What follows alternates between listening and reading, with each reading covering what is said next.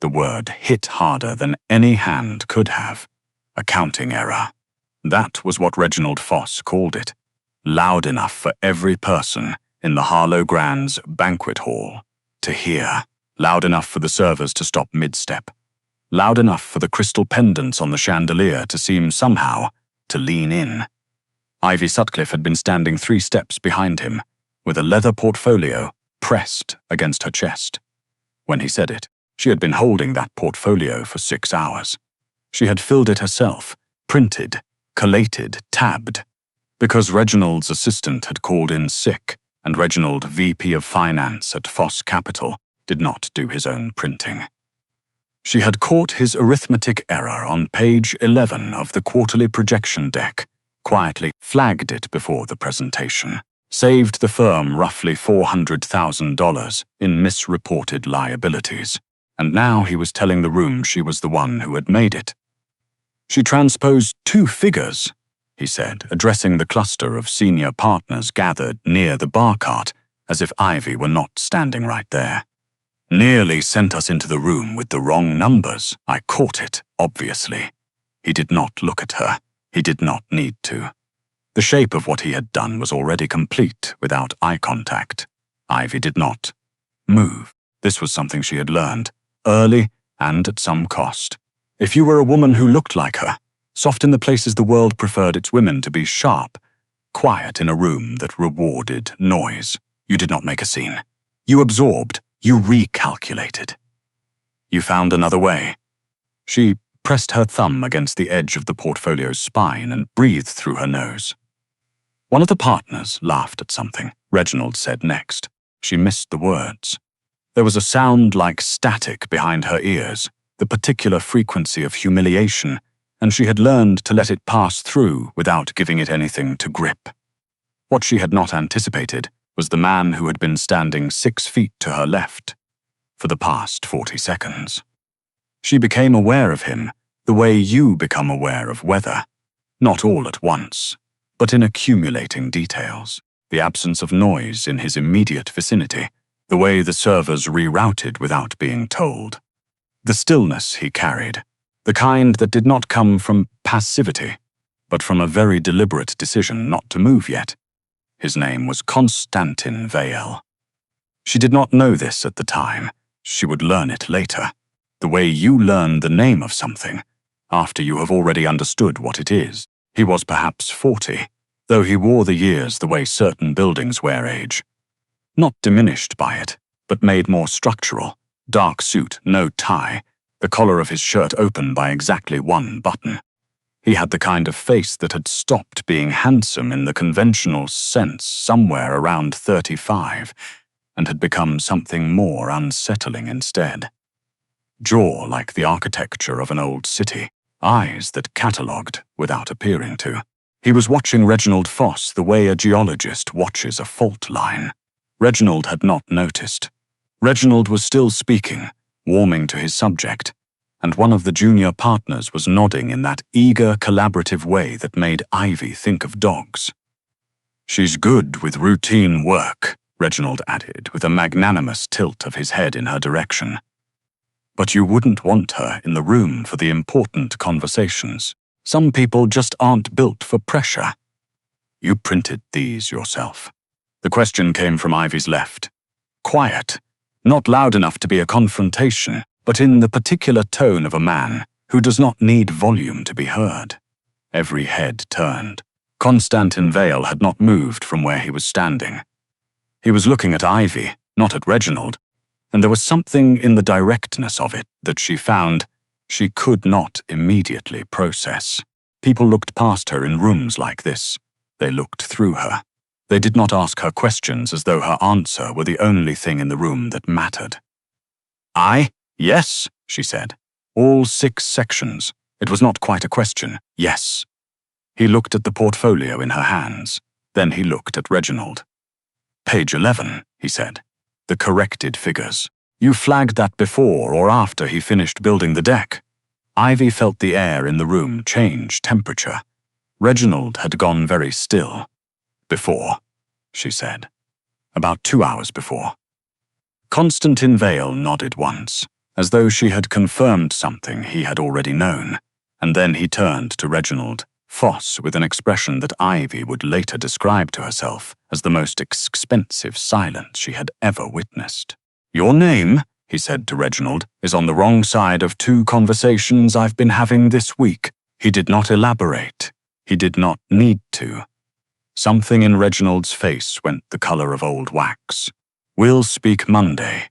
And then he looked back at Ivy and he said, "Walk with me. The way you might say the meeting is at 3. Not as an order, exactly, but as a fact about the immediate future that he considered settled." She walked with him. She did not know why. Later she would examine this, the way she sometimes examined decisions after the fact, looking for the logic, and she would conclude that there had been something in his certainty that had simply made alternatives feel theoretical. He led her to the far end of the mezzanine, past a service corridor and an arrangement of white orchids in a silver urn, and stopped at a stretch of railing that looked down over the hotel's main atrium. Below, a pianist was playing something Ivy didn't recognize. The sound rose up clean and unhurried. "How long have you worked for him?" Constantine said. 8 months. "Is he always like that?" She considered the question seriously, the way she considered most things. "He's worse when he's nervous," she said. Tonight he was nervous because the Langford partners were in the room, and he needed them to think the projection deck was his work. Constantine was quiet for a moment. "And was it? 60% of it was mine," Ivy said, "but I don't have his title, so that's not the narrative that's useful to him." Something shifted in his expression. Not warmth, exactly. She would not call it warmth for a while, but a kind of attention that had a different quality to it than what she usually received. More careful, more precise. "Ivy Sutcliffe," he said. Not a question. He knew her name already, and this fact settled in her stomach like a stone dropped into still water. "You know who I am," she said. "I know who you work for," he said, which until this conversation were 2 very different things. He turned to look at the atrium below. "I'm going to ask you something, and I want you to tell me the truth, because I will know if you don't, and lying to me creates complications that are unpleasant for everyone." She held herself very still. "The Alderton account," he said. "The charitable foundation routing, 3rd quarter." Something cold moved through her. She had found the discrepancy in the Alderton account 11 days ago. She had flagged it internally to the compliance officer, who had told her it was an administrative reclassification and she should close the query. She had not closed it. She had, instead, made 3 very careful copies of the documentation and put them in 3 very different places. She had not told anyone she had done this. "What about it?" she said, carefully. Constantine Vale turned to look at her again, and this time the expression on his face was something she did not have a clean word for. "How many copies did you make?" he said. "The pianist below hit a wrong note," continued. 3, she said, because she had told herself she would not lie to someone who already knew the answer. He nodded. The kind of nod that meant good. "The man you work for," he said, "has been running a channeling operation through the Alderton Foundation for 14 months. It is not his money. Part of it is mine." He said this the way you might explain a blocked road. Inconvenient, factual, already in the process of being addressed. I became aware of the general shape of it 6 weeks ago. I've been looking for the specifics. You found the specifics. Ivy's thumb was pressed hard against the portfolio spine again. She did not realize until later that this was a habit she had developed specifically for moments when she needed something to anchor her. "So what happens now?" she said. "That depends," he said, "on where the copies are." She looked at him for a long time. He did not look away. He did not fidget, did not check his phone, did not give her any of the usual social signals that people used to fill silences. He just waited, with the patience of a man who had learned that waiting was usually faster than pushing. "One is with a lawyer," she said. "One is in a storage unit in Gatineau. One is on a server I control." The lawyer's name, Patricia Dowd. She has instructions to open it if she doesn't hear from me every 14 days. Something crossed his face then. Something that was, she thought, very close to respect, though she was not yet certain she was reading him correctly. "How long have you been carrying this?" he said. 11 days. Alone. I don't have anyone I would describe as a safe option for something like this. He was quiet for a moment. "You do now," he said. She did not know what to do with this. She was not, by temperament, a woman who accepted things easily. She had learned, at some expense, that things offered freely tended to come with costs disclosed later, and so she had developed the habit of reading the fine print before she felt anything about the headline. "I don't know what you want from me," she said. It was the most honest sentence she had spoken all evening. "I want the documentation," he said. "I want to know everything you saw in that account, and everything you suspected and didn't see. And I want you to resign your position at Foss Capital as of Monday morning and come work for me instead." The pianist below finished his piece. There was a scatter of applause, distant and polite. "Work for you," she said. "As a financial analyst, the role is legitimate." He said this not defensively, but with a precision that acknowledged she would be wondering. "Most of what I do is legitimate. And the parts that aren't are not your concern unless I make them so." She looked out over the railing at the atrium below. She was 31 years old. She had a degree in accounting and a graduate certificate in forensic finance that she had completed part-time over 3 years while working 2 jobs. She had spent 8 months at Foss Capital, catching Reginald Foss's arithmetic and having it credited to him, and she had spent 11 days carrying evidence of fraud in her chest like a second ribcage, and she was very, very tired. "My rate," she said. He named a number. She kept her face arranged carefully. "Benefits," she said. "Full. I keep Patricia Dowd on retainer. She's my lawyer, not yours, of course. And if I find anything I'm not comfortable with, I'll tell you directly. I won't pretend I didn't see it." He looked at her for a moment. "I'm counting on that," he said, and something about the way he said it. Without surprise, without the reflexive male condescension she had been managing her entire professional life, without any indication that her conditions had been anything other than expected and acceptable, made her feel something she hadn't felt in a very long time. Seen. She was not sure what to do with this either, so she filed it away carefully, the way she filed everything she wasn't ready to process yet, and she put out her hand and said, "Monday." He shook it. His grip was exactly what she would have predicted, firm without performance, brief without dismissal, and he held her hand for precisely as long as was appropriate, and then let go. "I'll have a car here at 7, he said, "in case Foss decides tonight's conversation warrants a different kind of Monday." She had not thought of that. She thought of it now. "Thank you," she said, and she meant it in a way that had more flaws to it than the words suggested. He nodded and turned, and was absorbed back into the room the way a shadow is absorbed, by the dark, and Ivy stood at the railing and looked down at the atrium and breathed. The pianist had started something new. She recognized it this time. It was Satie, Gymnopédie No. 1, and the notes came up slow and deliberate and unhurried, like a man who knew exactly how much time he had. The Monday morning went the way Constantin had suggested it might. Ivy arrived at Foss Capital at 8:15, and her personal laptop in a canvas tote and her security held loosely in her fingers, and her security badge held loosely in her fingers. She had expected hostility. What she had not expected was the lawyer. There was a man in a grey suit waiting in the reception area, not Reginald, but clearly dispatched by Reginald, who informed her in the bland language of legal threat that she had signed a non-disclosure agreement upon hiring, that any materials she had removed from company premises would need to be returned immediately, and that her resignation would be accepted contingent on her signing a supplemental confidentiality agreement before she left the building. She sat down across from him and put her canvas tote on the table, and folded her hands. "I haven't removed any company materials," she said.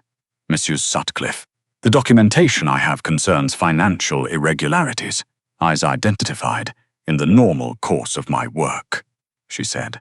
"I've preserved copies in accordance with whistleblower protection provisions under the relevant legislation.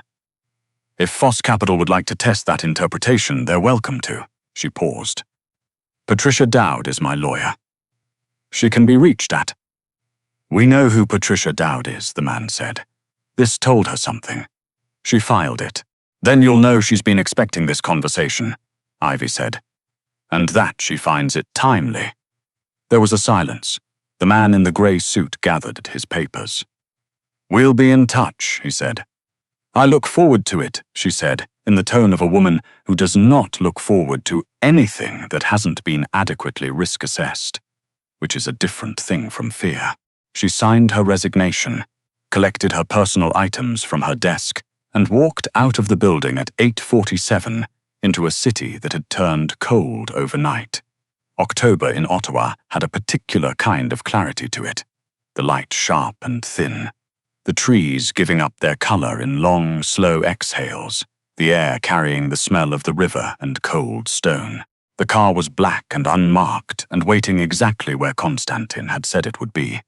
The driver did not speak. The route was not, she noted, the address she'd been given for Constantin's primary office. "Where are we going?" she said. "Mr. Vale asked me to take you to Harlow," the driver said. She looked out the window. The city scrolled past in its October palette. The Harlow was where this had all started 72 hours ago, and she thought there was something deliberate about returning to it.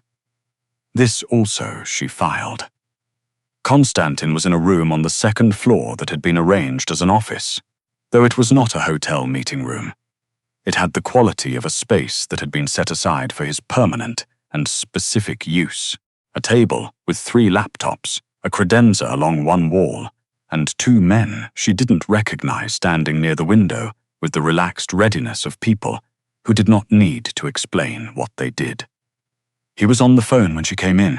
He looked at her once, nodded toward the chair across from his table, and continued speaking in what she was fairly sure was not French and not Spanish, and was possibly something else entirely.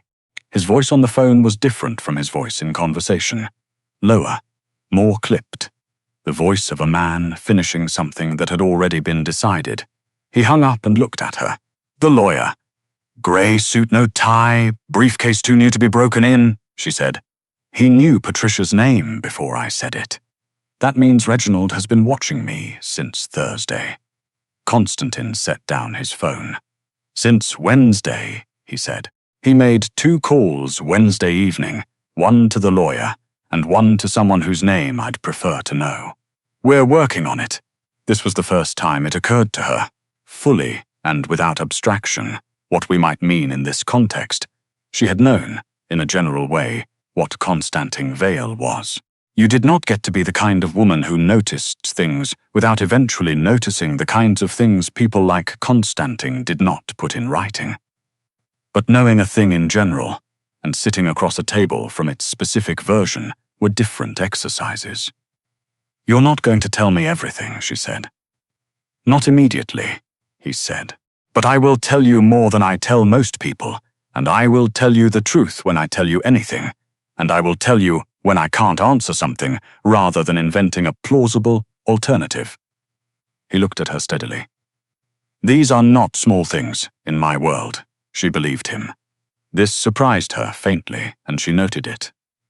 "The Alderton documentation," she said, "has been received by 2 parties who are better positioned than I am to do something official with it," he said.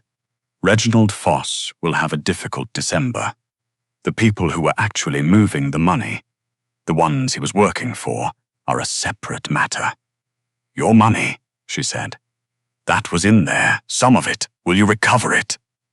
He considered this for a moment. "Most of it," he said. "The rest is the cost of having it traced." She looked at the laptops on the table. 2 of them were open. The third was closed and had no manufacturer mark on the back. She filed this also. I have a question, she said. Yes.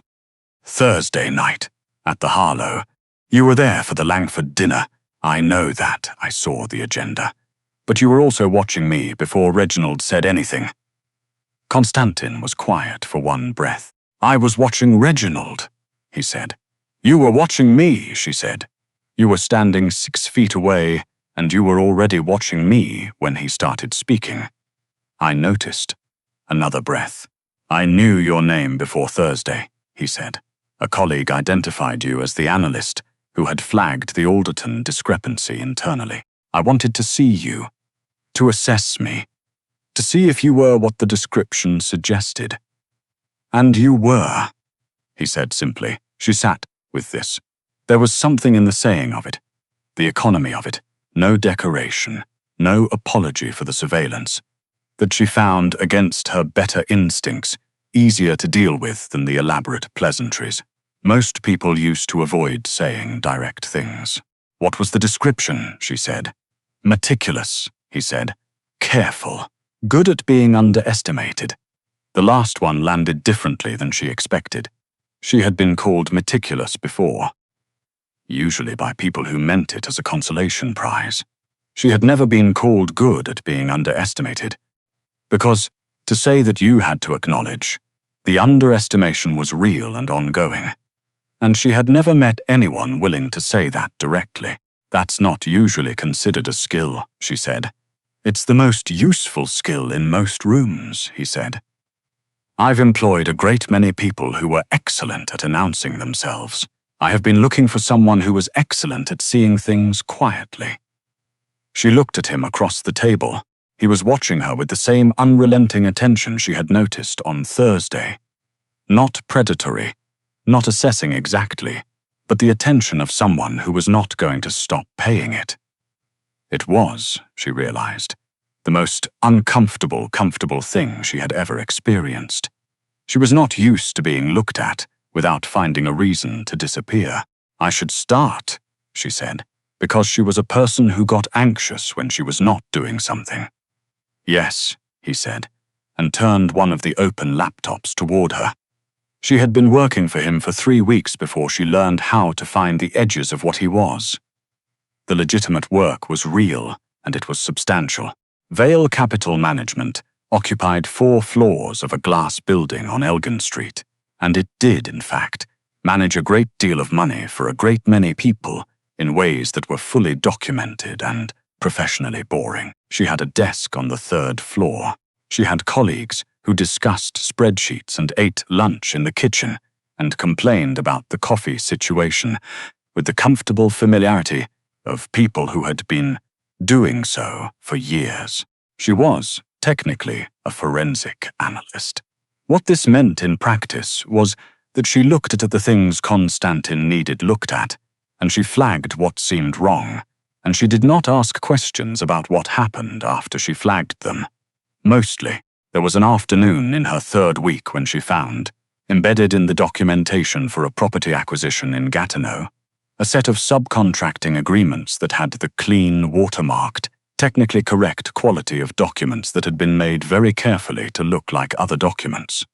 She printed one. She put it on his desk without a note. He came to her office at 4:30. You found it, he said. It took me 20 minutes to find it, she said. That means anyone who was looking would have found it. Anyone who knew what to look for, he said.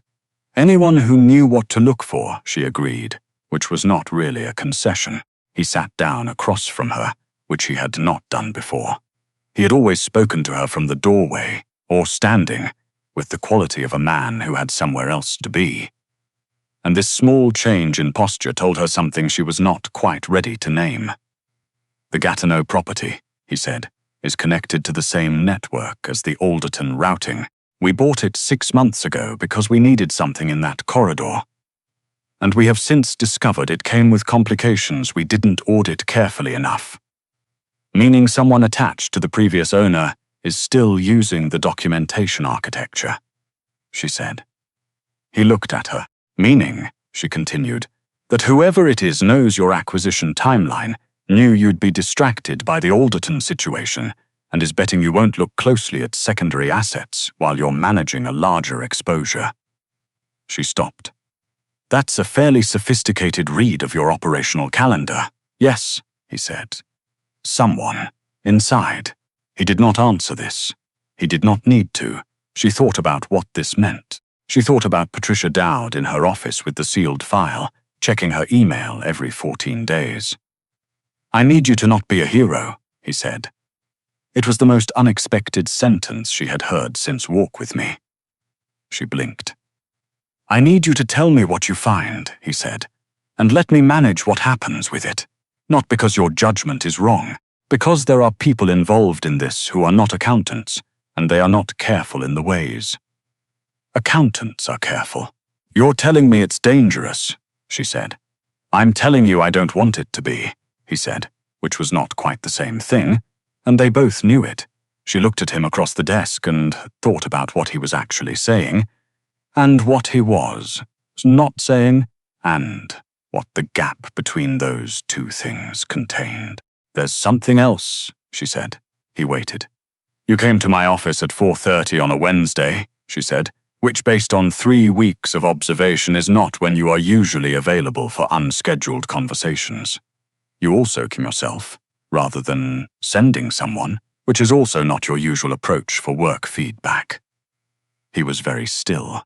So either the Gatineau file is more important than the other things on your calendar today, she said, or you came because you wanted to know how I found it. Both, he said, and a pause. Long enough to be considered.